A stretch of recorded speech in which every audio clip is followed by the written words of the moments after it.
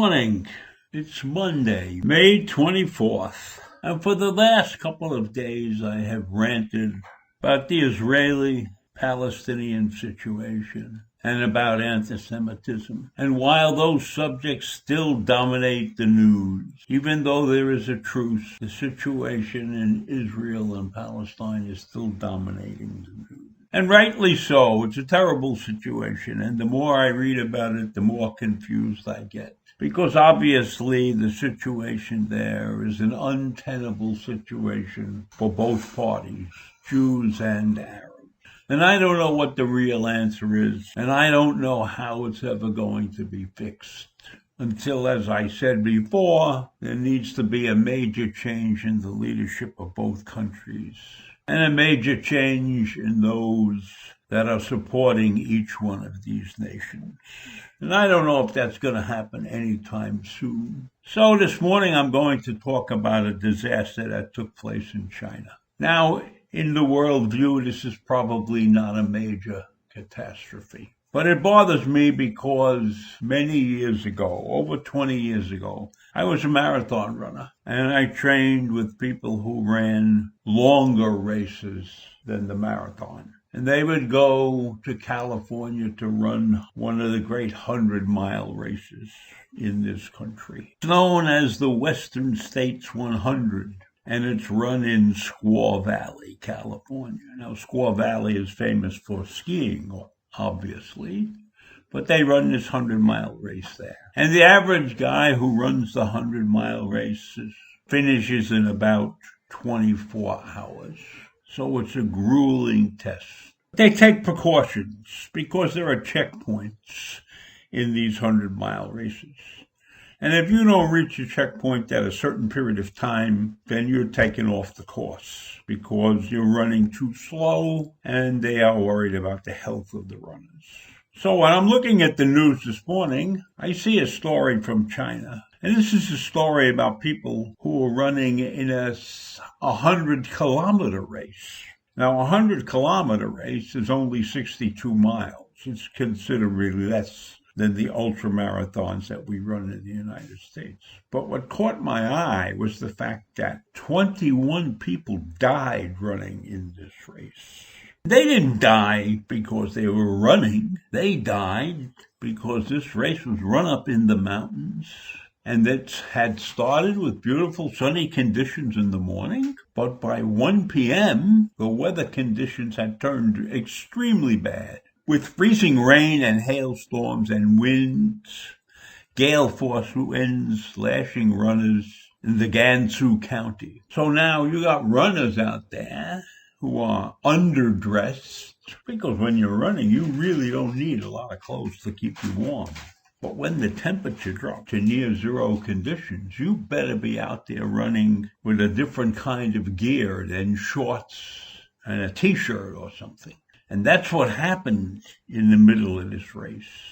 Now, I ran in some cold weather races, but I always had a Gore-Tex outfit for those particular conditions. But I'm sure when these people left the starting gate and the sun was shining and they were going to take a leisurely stroll in the mountains, it never occurred to them that they would need their Gore-Tex. And I'm pretty sure that Gore-Tex would not have protected them in the conditions that they encountered up in the mountains in Gansu. Needless to say that this was a devastating event to the ultramarathon community in China. One of the best ultramarathoners in China, a gentleman known as Lang Jing, died, and he was very popular in China.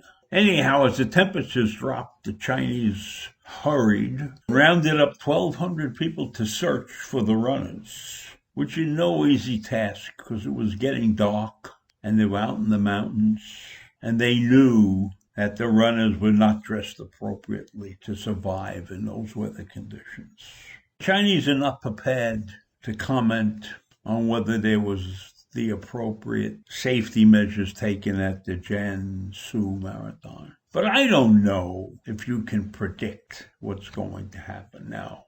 I don't know if somebody should have been looking at the weather reports before this race started, see if there were any storms in the area. And I'm assuming, although I didn't see anything in the article that says how many times this race has been run, but I am sure, based upon the popularity and based upon the video I saw, this was not a small race. This was not a half a dozen or so people. This was several hundred people started this race. So that's a big deal. Several people were smart enough to turn around and start heading back down the mountain when the weather really got bad. And the rescuers found those people coming down the mountain and sent them to a cabin nearby where they were able to take shelter till some people came along and rescued them. Other people that were found and were taken to the hospital. So the 8 of them are still in the hospital. And there actually were 172 people running in this race. And at the end, the count was 8 in the hospital and 21 dead.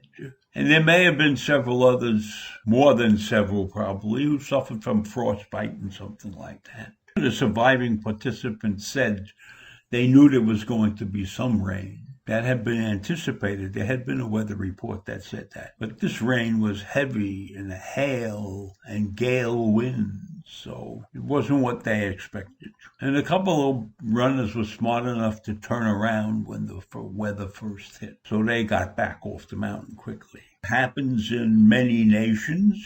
When something goes wrong, somebody has to take the blame.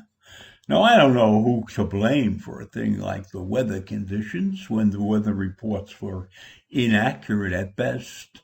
But in any event, the mayor of the town of Beijing was the one that took the brunt of the criticism for allowing the race to continue without any contingency planning to rescue people. Well, I can tell you, there's no contingency plan that you could put in place that would save runners caught in a gale high up in the mountains. The only thing that you could have done is had squads of people hanging out in different places on the mountain, ready to see if something bad happened. But I'm sure this race has been going on for many years, and this is the first major catastrophe that has struck it. So to blame the mayor is just plain stupid.